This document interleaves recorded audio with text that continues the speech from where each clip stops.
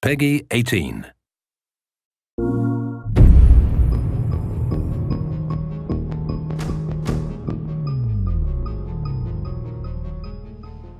So here we are in this interrogation scene. It's important to know that this is a scene that you may see or totally miss depending on how you played the previous scene. And for me, this was the longest series of options. Obviously, there's so many dialogue choices, so that we would record them in sequence, depending on what the player would choose. Yeah, and I remember it was one of the very first scenes that we shot, right? We shot hostage first, right? And then we shot the attic, the conclusion in the previous scene, and then we shoot this one. It's been quite very challenging shooting for all actors. For you first, because there was a lot of lines, as you said. Also for Cornelius, because he had to express something without saying much at the beginning, and then he has more to say.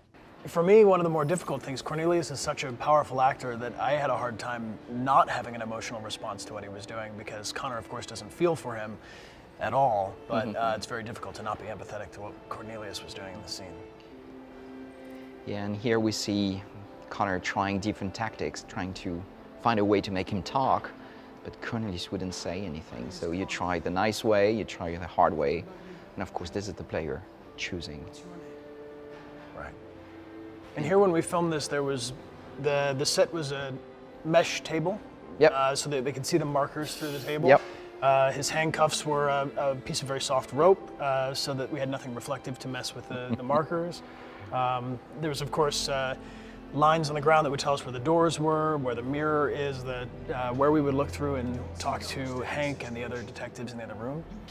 And another thing we had to do was reset always the physicality, so that depending on what the player's choice would be, Connor had to return to a neutral position so that it would have a continuity between. So we would have each choice, and then the choice would kind of resolve to Connor's android listening. Yeah, and maybe we need to explain how we shoot this, because it was a real challenge for you and all actors. I mean, as we have different choices and dialogues, of course, the actor needs to shoot all lines in a row, even if there's no direct continuity, because the player can only pick up one of the many choices. So I don't know how you do to remember all these things, but you did. Repetition, over and over and over again. Yeah, you came so prepared. I mean, for this, it was really, really impressive. I didn't want to let you down, David. No, that's true. But I remember when you arrived with your notebook, where you had all the charts and diagrams and stuff, and I didn't have a clue what it meant, but it seemed to mean something to you. Perhaps Dекart means but it worked. Make charts. It worked. It worked. It's easier to memorize things for me visually, if you assign it to something visual. Oh, that's the hard You know, the markers, the cameras in the background remind me of the infrared cameras on true. performance capture set. True, it looks Was that an inspiration directly, or it just happened? I don't know. It just happened, I think.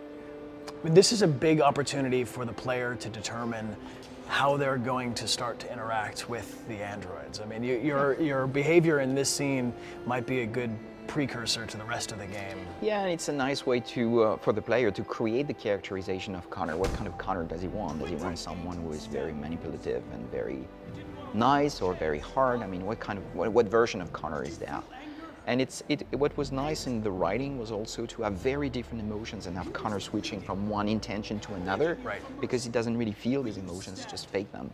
So it's like he can switch very quickly from being nice to being rude. Exactly. And the stronger those choices we made on set, the more impactful is impactful a word? Yeah. The more impact the player has when they make a choice. There's more of a direction happening. Yeah, and for a scene like this, if I remember well, it took us, what, 2 days? Yeah, we shot this scene over 2 days. This was a long scene to shoot. Yeah, it's funny because the final scene is, what, 15 minutes something, and it took us 2 days to shoot the whole thing.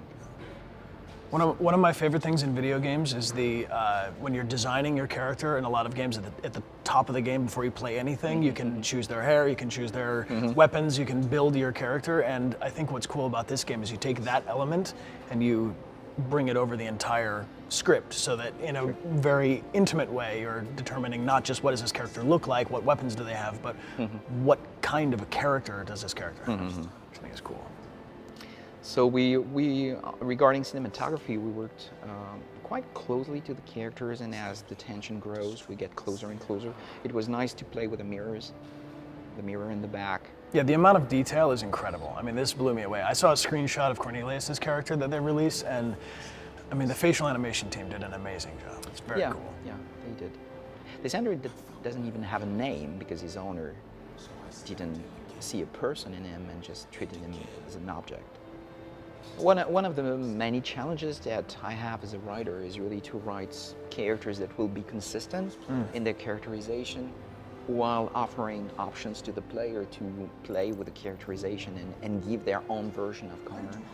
And that's a fascinating part of the work, but it's also a very challenging one. You don't want to offer any option that would break the characterization of a character, but at the same time you need to offer enough options to the player so he feels that he can really contribute to the story. Well, that's what I was doing with mapping it out, so that you know, traditionally you have a beginning, a middle, and an end, so that you know, even if you film out of order, where the character is in their own journey. But here we have no control over how the player chooses to express Connor. So the way I imagined it was layers in Photoshop, layers, or in transparencies on an old school overhead, so that in one scene, if he's this color Connor, and in the next scene, he's this color Connor, then as the light shines through it, depending on how you've played, you might end up with a most green Connor or a most red Connor.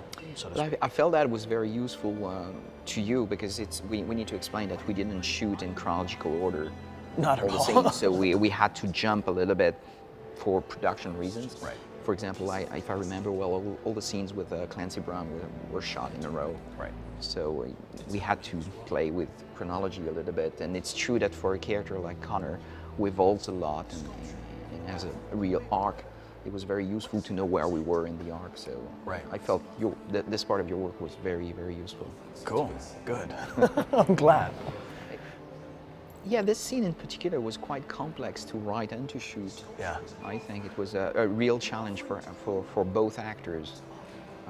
Well, and this is where Connor is using most of his protocol to deal with the different tactics that he might choose, because, you know, of course we have the investigation and looking for clues. The staying on the mission element is present in all of the scenes, but in this scene we get to really go into the minutiae of the interpersonal skills that will be programmed into him. So this part was a nightmare to shoot because we had all actors on set at the same time because they were all interacting together. Right. So we had 5 in a small environment and with a lot of contacts and Cornelius trying to fight and defend himself. So, and there are many different outcomes to this scene too. Yeah, so I mean, depending on absolutely. how the player is interacting even with these guys after the interrogation is over, it could go a number of different ways. Right. And shooting all the versions, all the permutations of the endings was some work.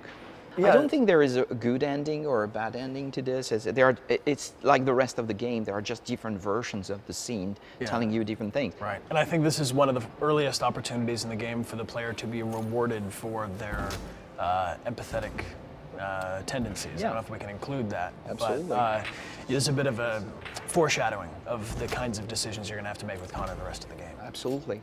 I remember during the playtest, we were filming the face of the people playing it as they were playing. It was funny to see their face if you get killed. Yeah, I wish people would keep Connor alive. Maybe. I wish. I mean, they have a good reason to do so because it may have an impact on the story. Right. Maybe. I mean, to me, this was like a dream come true, man. Before we even met for the very first audition a long, long, long time ago, I was thinking for myself, what kind of work do I really want to do? And when I imagined performance capture and the work of Andy Serkis and other actors like him, this was something that I sort of dreamed might happen. And then when the audition came through, and then it just so happened to also be set in Detroit, which was personally very cool to me. I don't know if somebody else designed this moment, but I feel very much like this project was meant to be for the two of us to cross paths. Yeah. From my perspective, you know that you had the right cast when you can't imagine any other actor in the part. And for me, Connor, you are Connor, and I can't imagine anyone else playing this part. So oh, shucks. It's a pretty good cast. For the players.